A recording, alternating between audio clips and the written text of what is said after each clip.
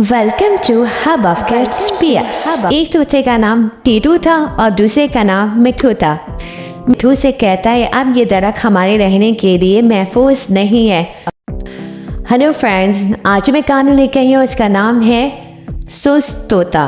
तो सबसे पहले तो मेरे चैनल को लाइक कर दें, सब्सक्राइब कर दें और ज़्यादा से ज़्यादा शेयर कर दें। तो आइए कहानी को हम शुरू करते हैं। एक दफ़ा का जिक्र है कि एक जंगल में दो तोते एक ही दरख्त पर अपने बच्चों के साथ रहते थे। एक तोते का नाम टीटू था और दूसरे का नाम मिठू था। मिठू निहायत सुस्त था जबकि टीटू निहायत मेहनती और समझदार तोता था।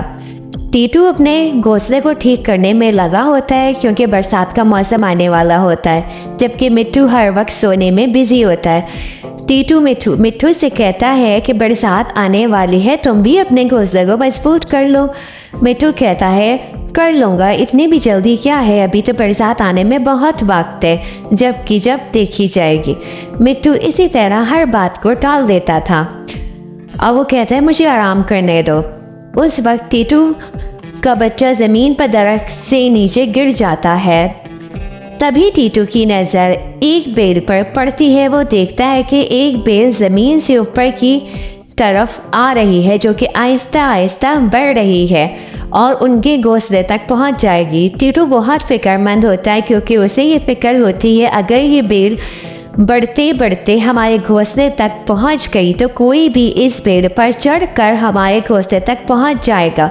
वो इस बात का जिक्र मिठू से करता है और उसे कहता है कि हमें इस बेल को काटना होगा, पर मिठू तो निहायत सुस्त तोता था। उसने टीटू की बात को टाल दिया और कहा कौन सा ये बेल एक ही दिन में ऊपर आ जाएगी, जब ऊपर आएगी तब की तब देखी जाएगी। टीटू ने अकेले ही इस बेल को काटने की कोशिश की, पर वो नाकाम रहा क्योंकि ये काम दो लोगों का था। दिन ब दिन ये बेल बढ़ती गई। टीटू मिठू से कहता है अब ये दरख्त हमारे रहने के लिए महफूज नहीं है, हमें यहाँ से बच्चों को लेकर उड़ जाना चाहिए क्योंकि अब हमारे बच्चे यहाँ महफूज नहीं है। मिठू ने हमेशा की तरह सुस्ती का मुजाहरा किया और उसकी बात को कोई ख़ास अहमियत ना दी। टीटू तो समझदार था ही, वो अपने बच्चों को लेकर उड़ गया और दूसरी जगह मुंतकिल हो गया, जबकि मिठू उसी दरख्त पर रहा जहाँ बेल उनके घोंसले तक आ रही थी। एक दिन जंगल में एक शिकारी आता है। मिठू अपने घोंसले में नहीं होता।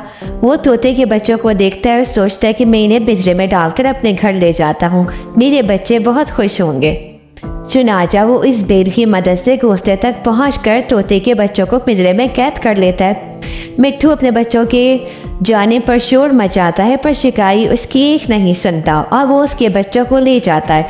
मिठू बेचारा रोता रह जाता है। उसे टीटू की बातें याद आती हैं, पर अब क्या हो सकता था, उसकी सुस्ती और काहली की वजह से उसके बच्चे हमेशा के लिए उससे दूर हो गए। प्यारे बच्चों, इस कहानी से हमें ये सबक मिलता है कि कभी कभी हमारी सुस्ती और काहली की वजह से हमारी अपनी कीमती चीज़ें हमसे दूर हो जाती हैं। इसलिए हमें चाहिए कि हमेशा समझदारी का मुजाहरा करें और दूसरा ये कि कभी भी इतनी सुस्ती और काहली ना दिखाएं कि हमें कोई भी नुकसान उठाना पड़े। कहानी पसंद आई हो तो मेरे चैनल को लाइक कर दें, सब्सक्राइब कर दें और ज़्यादा से ज़्यादा शेयर कर दें। अल्लाह हाफिज़।